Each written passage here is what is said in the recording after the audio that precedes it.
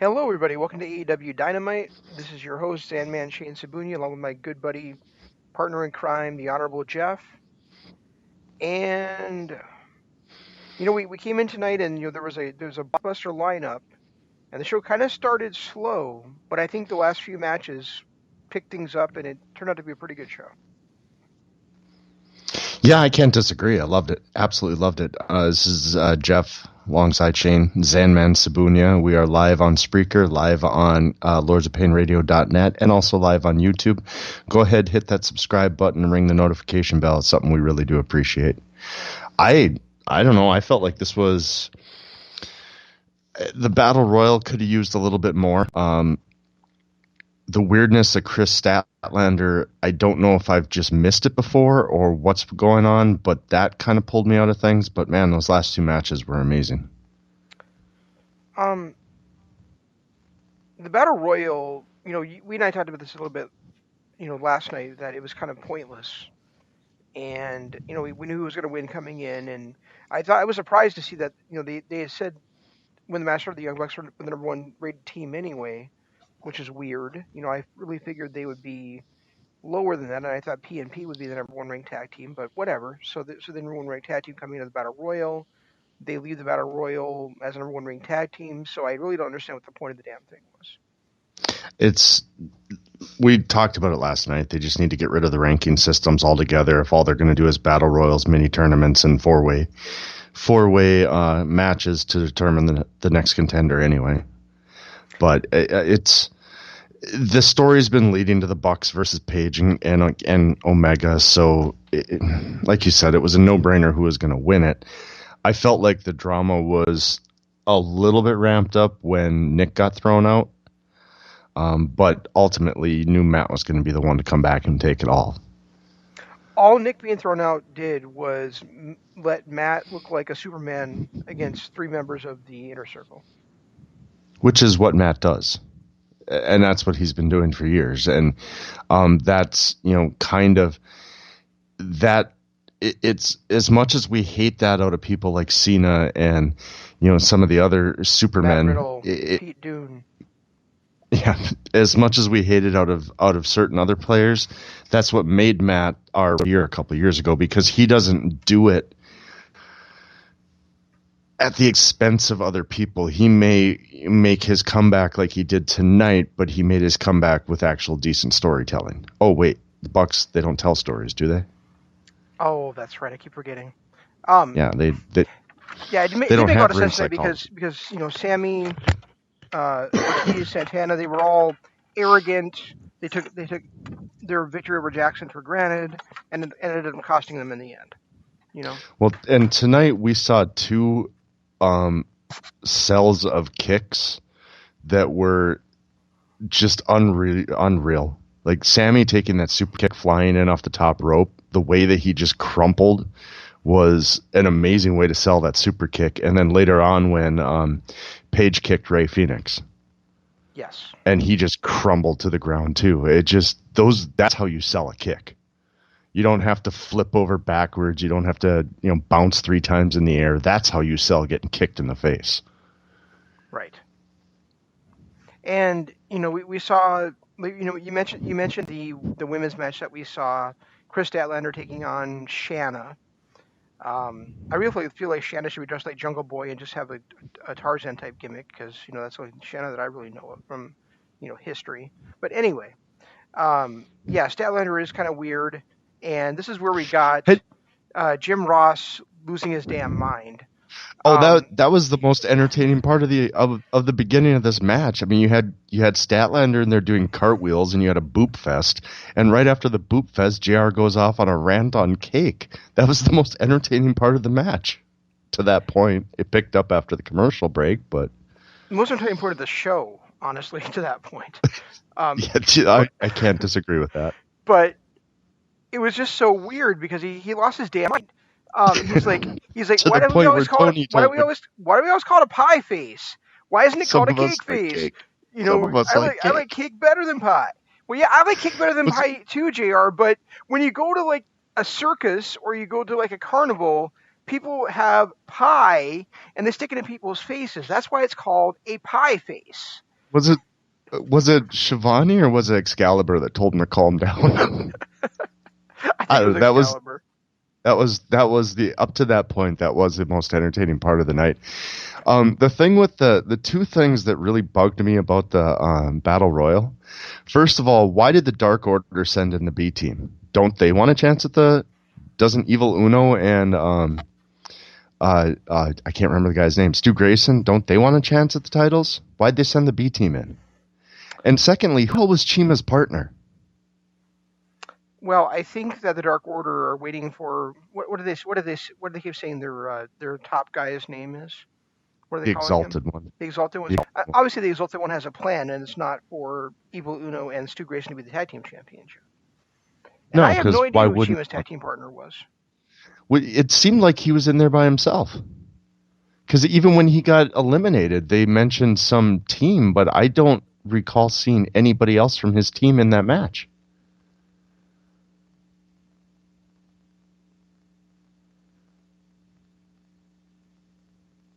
Did I lose you? I thought I switched myself back off mute, but apparently I did not. Oh. I was here and there talking to myself. Honestly, I was cooking when the Battle Royal was going on at the very beginning of it, so I figured that's a Battle Royal and who's going to win anyway, so I'll just kind of, watch it with one eye. So I saw Jack Evans get eliminated, and I was watching, but I didn't see who else could have possibly have been Chima's partner in that match. I didn't see anybody the entire match, and I watched it. I didn't, I had both eyes on it I mean, the beginning of the match was confusing because it looked like Luchasaurus got eliminated, but then he wasn't, and Jack Evans, SCU doing their whatever it was they were doing, and then Jack Evans trying to duplicate it, and he ends up getting just kind of thrown out. That was kind of a lame spot there, but I have no clue who Chima's partner was. I have no clue. I didn't see anybody that looked like they would have been his partner. It looked like he was in there by himself. Even when he got eliminated, they didn't really say much. They just kind of said, "Oh, this team got eliminated." But I have no clue who his partner was. I absolutely no clue.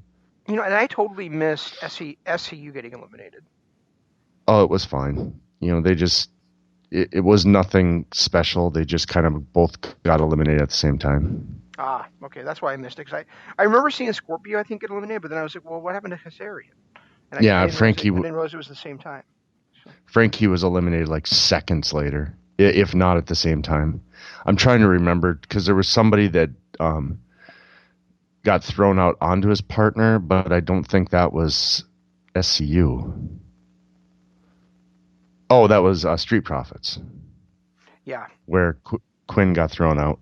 It was great to see them again for the first time in what feels like 6 weeks. Yeah. And I got to give them credit. I mean, tonight there wasn't too many backstage promos that really mattered, that they, went to a commercial break. We saw Wardlow doing push-ups and MJF giving him a pep talk. That didn't need to be on the mic.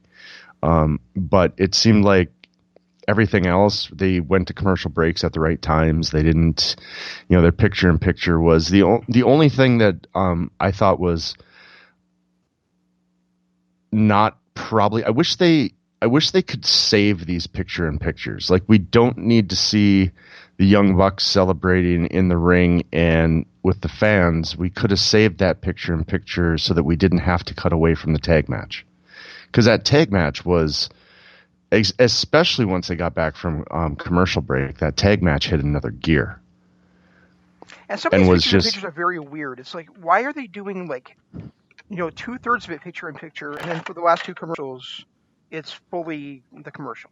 It's so weird. Yeah, and the way that they did it, I mean, I get it. Some commercials probably have to have, because of their contracts or whatever, they have to have full screen, full attention, blah, blah. But yeah, I wonder if there's a way that they can save those picture-in-pictures, because I would have much rather had them cut out for two commercials during the Young Bucks celebration, the Wardlow yelling, than I would have had where it was in the middle of that tag match. Because that tag match was good, and then it was during the commercial break, it was still entertaining, But then it just all of a sudden they went to full screen commercial. We missed a good minute of the match in the middle of it. You know what's kind of funny is that, we were during the women's match. Britt Green was out there talking, and we had complained for how many weeks that she's she's basically famous for being famous, and she's out there, she doesn't have any experience, and they're treating her like she's the biggest thing in the women's division, and now she actually is the biggest thing in the women's division. And when she said it out there, it was unironic. It was actually true for once. I thought that was very interesting. And I noticed that in her I was afraid when they announced her going to be at the announce booth that all we were going to get was her trashing Tony and JR the entire time, but she didn't. Why would she trash Tony? She's a big fan of Tony. She enjoys him making coffee, and she enjoys him back on commentary now. Hey, his face on a Starbucks cup was kind of entertaining. I was wondering if they were going to run with that. Yeah, that was pretty cool. To get his face on a Starbucks cup was I want that Starbucks cup now, just for Tony Schiavone's face. I'm sure you'd like to to Tony Schiavone's face, Jeff. That woman's match was. Has she always been that weird? I don't remember her being. I mean, I know the whole boop of doom and all that stuff, and she's done that before. But the little cartwheel spot and then their boop fest, and I just don't remember. I remember Chris Statlander as being probably one of the best women's wrestlers in the company, but I don't remember her being this weird. Have I just missed something? Was I not weird, but not quite this weird? I don't think. Well, I'm still right there in the same opinion that her and Sheeta are the two best women's wrestlers in the company. I mean, I would include Bea Priestley in there too, except for we never see Bea Priestley anymore. Well, yeah, she hasn't been on since Fight for the Fallen.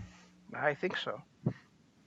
But they, I don't know. I know she's, and whoever this chick she was against, Shayna or whatever, was actually pretty talented too. She was actually pretty talented too. I enjoyed watching her. She's talented, but as far as actual, I don't know, gravitas and technical ability, and I think she's got. No, she's not on there. Yeah, she's not on their level yet, but she's definitely talented. And if, and then of course later on when Nyla Rose came out there and she was talking, and right towards the end of her speech, your favorite Big Swole came out, and then I was like, I know, I could feel the rumble of Jeff jumping up and down from here. Oh my God, that was embarrassing. It was just embarrassing. All right, you just keep being a closet Big Swole fan then. Oh, it was brutal. But that belt looks so tiny now that Nyla Rose has it. I knew it was a tiny belt, but man, it looks small now. Yep. That's okay though. No, this is why I wish that last week they hadn't cut away from her little promo with Kenny, because her ability on the mic is very good. She's very good on the mic, and she can draw heat, and it's weird to see her be able to do that, considering not too many people know much about her, because they haven't really done much with her character except make her just this destroyer, the next Awesome Kong. Right, and we talked very little about it last night, but we went on the air for Dynamite After Dark last week when it happened. But usually you and I have a huge problem with finisher kickouts in matches, right?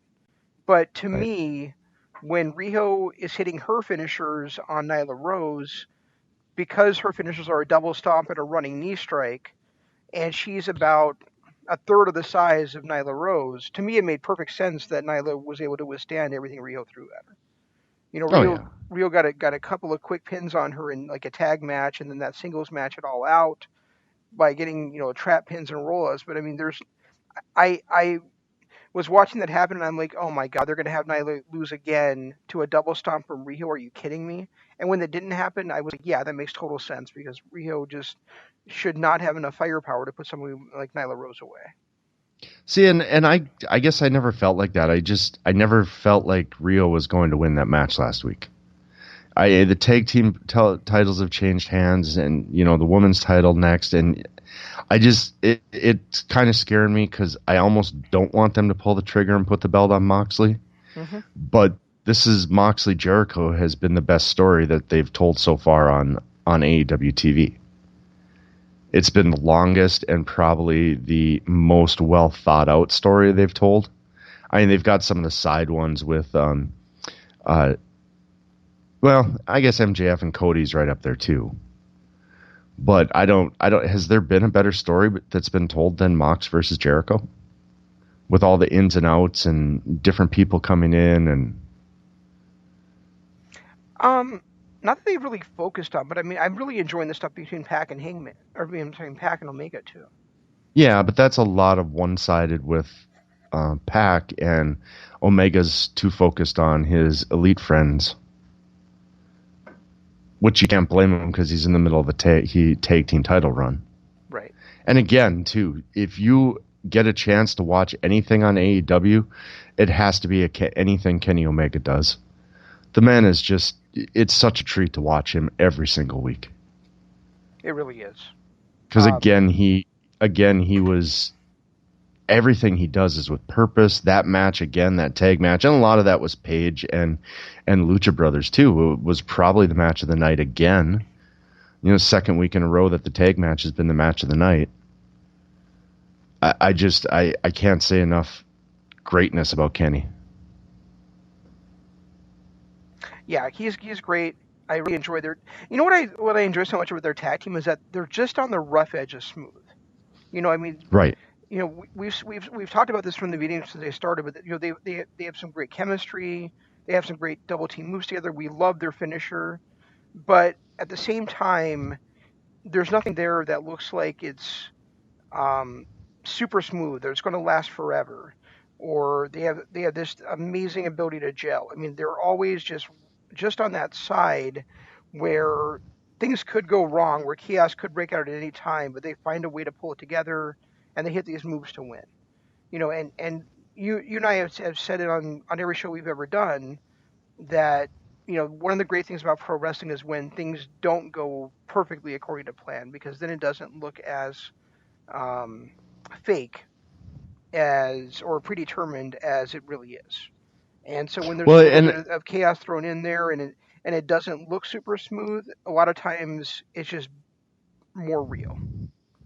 Well, the last couple of matches, I've started to kind of catch on to what they're doing. I don't know if the timing of their moves are off. I don't know if they but these are two professionals that, one of them is probably the best in the world.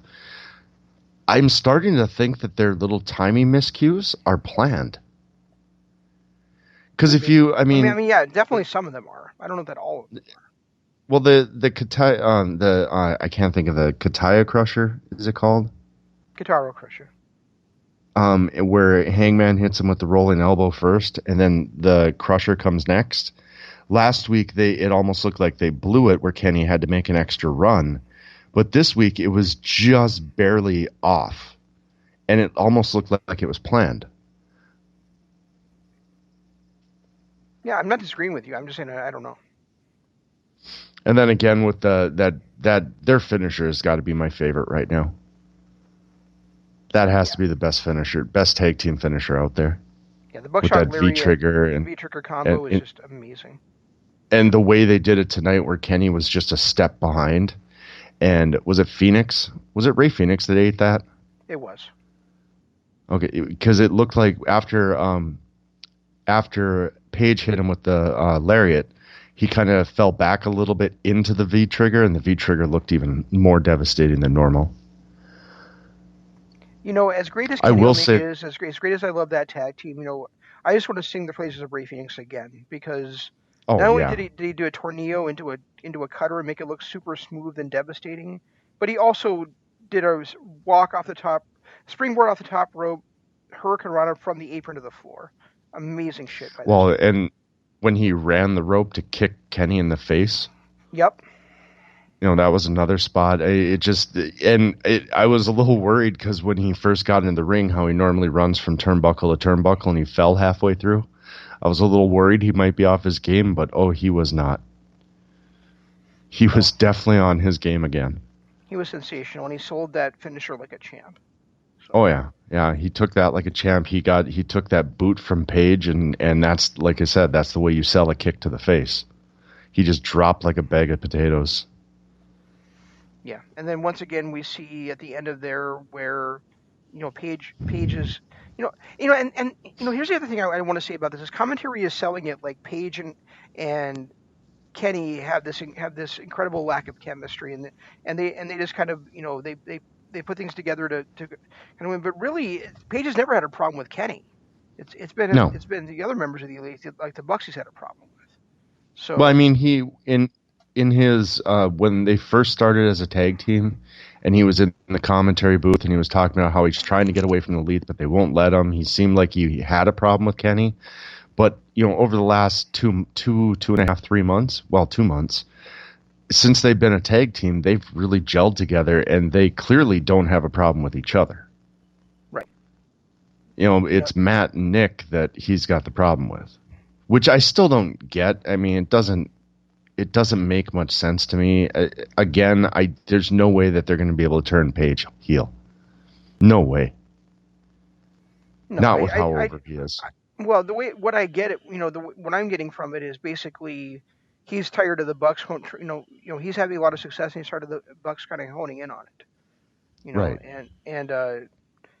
And so when he's there with his partner and the Bucks come out there and they try to take his time from Kenny away, he just kind of bails out and he goes drinking. Well, not just that, but it's he's out there celebrating his victory with his partner, and the Bucks have to be out there every single time. Right. They never let Kenny and Page have the spotlight. Right, and then he goes over there to help his tag team partner up, and the Bucks are right there, and they're helping him instead. And he's like, "Screw you guys! I'm gonna go get some beer." Right. Yeah, and I don't know what he traded his last beer for, but that looked delicious. And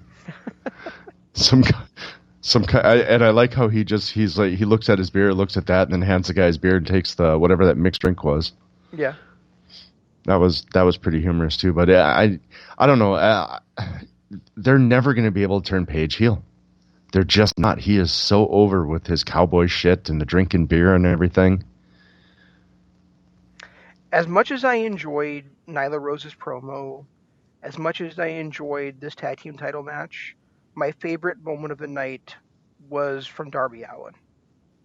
Oh, my favorite moment of the night was from that commercial. I'm talking about from the actual show, Jeff, not from the goddamn ad. Oh, that was the line of the night, though, you have to admit. The line of the night, sure, but Darby Allin's music playing, the crowd popping like crazy for him, and then him standing on the apron, just glaring into the ring, ready for battle, was really spine-tingling. I don't know that they should have killed the lights for that, though. I think if they would have gotten... Definitely. They would have gotten the same reaction just from playing his music. It wouldn't have looked as cool, though. No, that's true. But they could have they would have gotten the same reaction. I thought Taz might have oversold the tremendous pop for Darby Allin. It was great to see him. It was a great pop. It really was. It was, but I don't. And it was great to see him. And we talk about Superman, but I mean, I love how he goes down there, 1-on-4, and he uses that skateboard like his Captain America's shield, right? To kind of to block, to make it down to 1 against 1. So, one thing I forgot to mention last night, and I thought about it again because I saw him do it another 3 times today. But that promo that Jericho cut last week, where he was introducing Jeff Cobb, I can't even count how many times Jake Hager rubbed his hands through his hair to straighten his hair. And he did it another 2 or 3 times tonight. They're just standing there and he's fixing his hair. He's rubbing his hands through his hair to fix it. I don't know. It was just something I noticed that kind of struck me as a little odd. He's been doing that. Yeah, it's a little odd. It's a little bit odd. Yes. Jeff Cobb. It's amazing the little niggly things that you pick off that annoy you. Right. Jeff Cobb looked impressive though too. He did. He looked really good. So considering what you said, for a couple of weeks here, how annoyed are you that Jeff Cobb and Wardlow both made their in-rings debuts and they both lost tonight? A little annoyed, but you knew it was going to happen. Mm-hmm. There was no way Cody was going to lose, and there was no way that Moxley was going to lose. Not at this point in their programs. No, I actually kind of predicted the Moxley Cobb match went in a no contest, so I really wasn't expecting there to be a decision in that one. Moxley's on such a tear right now, and 10 days away from taking the title. I just think that they had to give him the win. I am annoyed because I do think that one of the two of them should have actually gotten the win. I think Wardlow getting the win would have made more sense in that program than, because that would, so far in all of these little stipulations, Cody's getting the one-upsmanship. Mm-hmm. He beats Wardlow in a cage. He takes the lashes and looks stronger after doing so. It's in every aspect of this MJF Cody feud. Cody is getting the better of it. Right. You forgot to mention that MJF's stipulation was that Cody can't touch him. Well, he's gotten super kicked and thrown into a pool by the Bucks. He got attacked by both Brandy and Arn Anderson tonight. So in all aspects, Cody's getting the advantage. And really, he would have lost nothing by Wardlow getting the victory at him tonight. Absolutely nothing. In a steel cage against a bigger guy, making his debut. You know nothing about. It's not like he's going to lose his match against MJF by losing to Wardlow. So. Well, and whether he wins or loses his match against Wardlow, against MJF at this point, could you imagine the promo we could have gotten next week from MJF if he'd gotten one up on Cody tonight? Mm-hmm. Now what's he going to do? He can't go out there. He's got nothing to talk about. He got his ass beat by a 70-year-old guy and a woman, and his big powerhouse couldn't get the job done. So what's he going to go out there to brag about next week to lead up to the big match? It took away a lot of drama away from this match that they're going to have by having Wardlow lose this. Yeah, I don't know where MJF has any ground to stand on at this point. He really doesn't. He's got nothing. I mean, like you just pointed out, and like I said, Cody has gotten one up on every aspect of this feud, every single aspect. He's looked stronger coming out of everything. He's either gotten the wins and the only thing that MJF has done is what did he do? Steal his finisher and name it the double cross.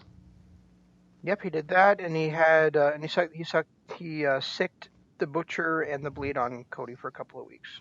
That was pretty much it. And the Butcher and the Blade got their asses beat pretty much hand over foot each time in each match.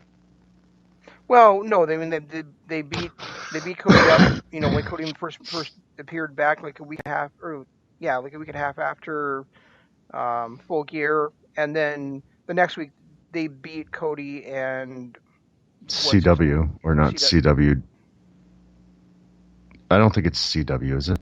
No, I can't. I'm thinking right CW now, I'm thinking CW Anderson, but I know you are. That's not who it is. Though. He's got the apple. The Apple guy. Yeah.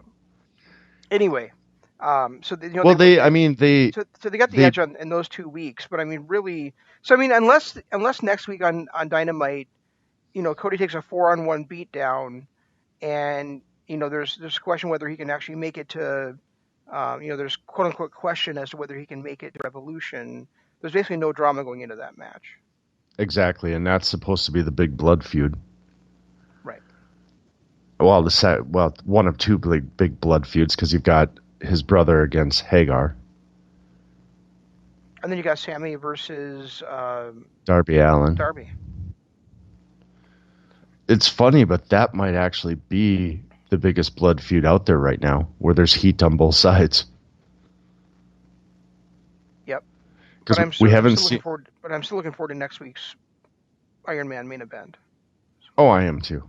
I am too. And it makes me wonder what they're going to do with Pac. Pac's probably not going to be on this pay-per-view. Yeah, probably not. which That's now okay. it makes me confused. Okay, so we've got Moxley against Jericho. We've got Cody and MJF. We've got the Bucks against Page and Omega. Darby We've got the versus two other Sammy. feuds, and Dustin versus Hagar, and That's and fine. then they'll throw a women's match on there. Yeah. I mean, from what we saw tonight, it might end up being a triple threat between Nyla, uh,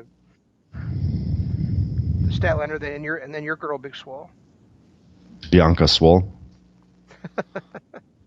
You don't get to do that. I'm already doing that with one person. You don't get to Big Belair. copy me.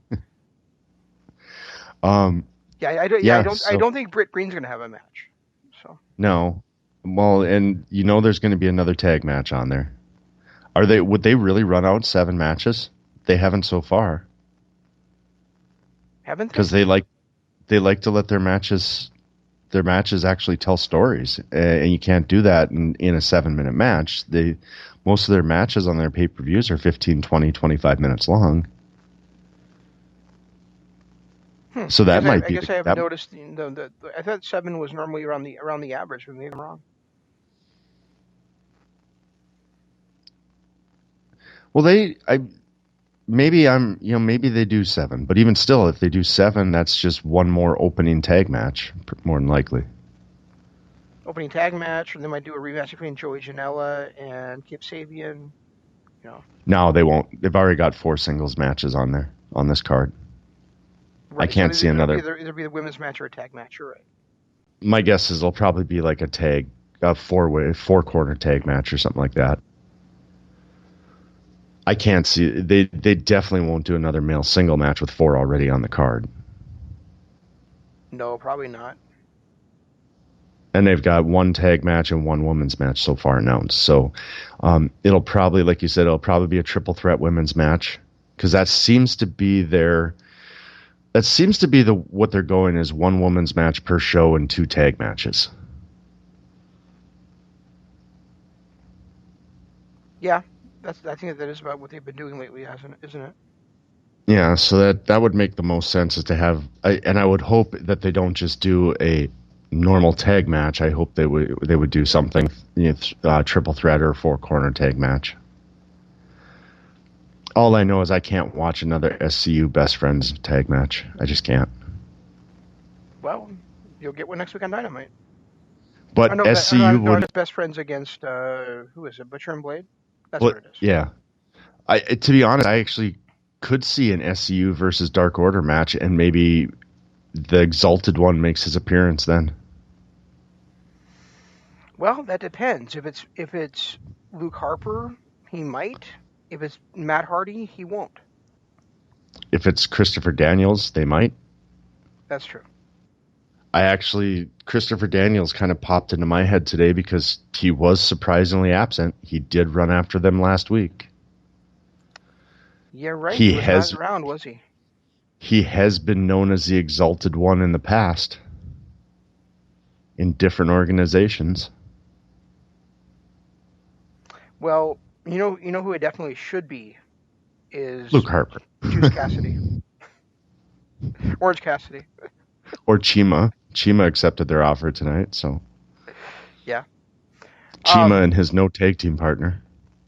I mentioned last week on Kingdom of Honor that I wasn't sure what we'd be covering this coming week because I didn't know, if there was any wrestling going on this weekend. So I looked, and there actually is an Impact special this weekend. So there's a Sacrifice show I think we should probably watch this weekend to get ready for Kingdom of Honor next week.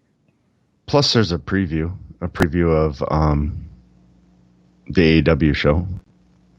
Isn't that next Wednesday? That's next. No, that's next. Well, that's the AEW Dynamite, but we can break down the pay-per-view next on Tuesday. Oh, gotcha. Okay. I mean, we kind of just ran through what we think the card is gonna be, but it should be fully taking shape by next Tuesday. Well, there you go. We've got our show covered. Anything else on tonight's though?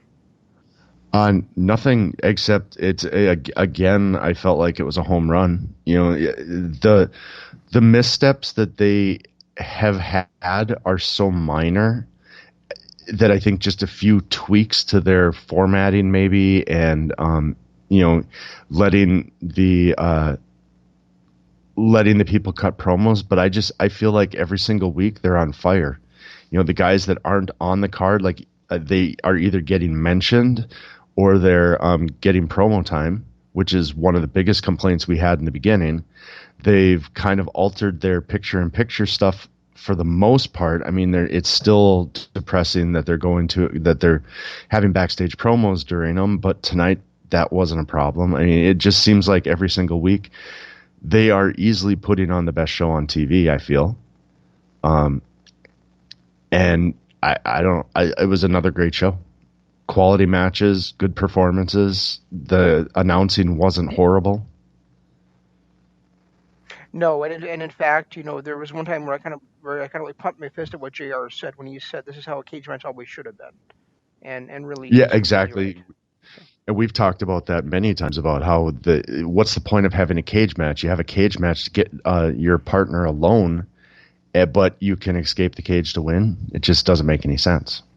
Right, which is why I've always been like shaking my head and kind of disgust when people have told me that the greatest cage match of all time is Bret Hart versus Owen Hart from SummerSlam '94.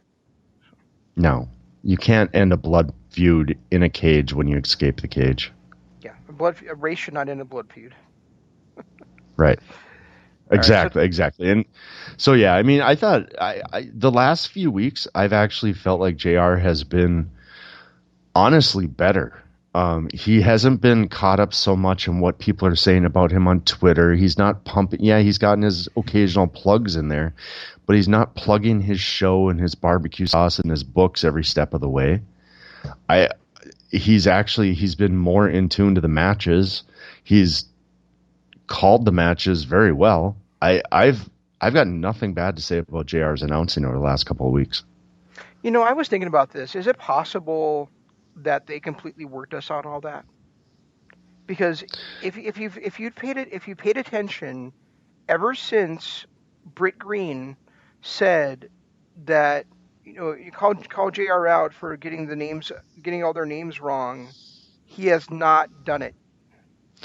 I don't. Maybe he was just rusty. It's a possibility. He hadn't announced full time in God, what, almost 10 years. He had that little run for New Japan, but that wasn't a full-time gig. He hasn't really been a full-time announcer. Maybe he was just rusty. Maybe. I did see that last week. He also did say, stay tuned next Monday for Dynamite or something like that. Yeah, I mean, he does still have his little. You got to realize he did something for 10 years. Some of it's going to sneak in every now and then, but he's been a lot better. I think now he hasn't focused on what the fans are saying on Twitter. I felt like he's actually been on point the last couple of weeks. Except for the cake. And it could be. I thought the cake thing was phenomenal. It was funny and it was exciting and it kind of piqued my interest, but I just thought it was so dumb that he's like, why did we call it a pie face? Why don't we call it a cake face? That was the highlight of the first hour of the show. Right, but it was still a stupid thing to say.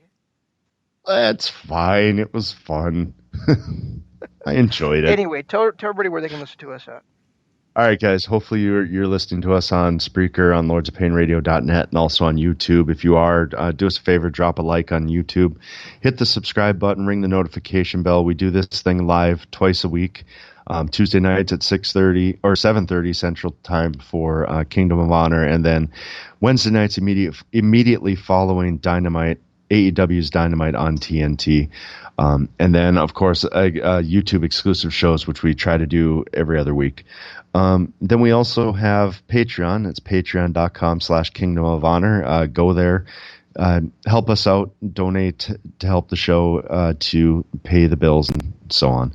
Also, our Twitter. I'm at Regi Co-op. He's at Zanman LOP. We use the hashtag KOH and the hashtag DAD for everything we do. Or try to, anyway.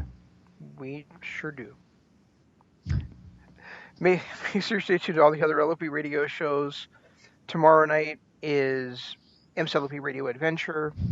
on Friday is no longer the right side of the pond. Instead, it's going to be NWA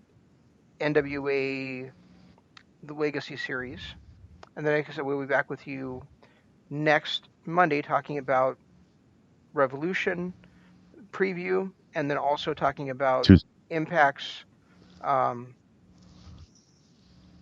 Sacrifice show. Yeah, Tuesday. Well, that'll be on Tuesday because you're too busy listening to a concert on Monday. Yes, I will be at David Lee Roth and Kiss on Monday night next week. And I swear to God, we should do it live during Beth. I swear to you, we should. I thought you said you'd kill yourself if you heard the song Beth again. I'm not going to be hearing it. I'll have you on mute and I'll just talk during Beth. I don't have to hear it. All right, kids. All right, that's all we've got. We'll try to do better next time. This is Shane saying long days, pleasant nights, and Jeff saying hola, adios, see you later.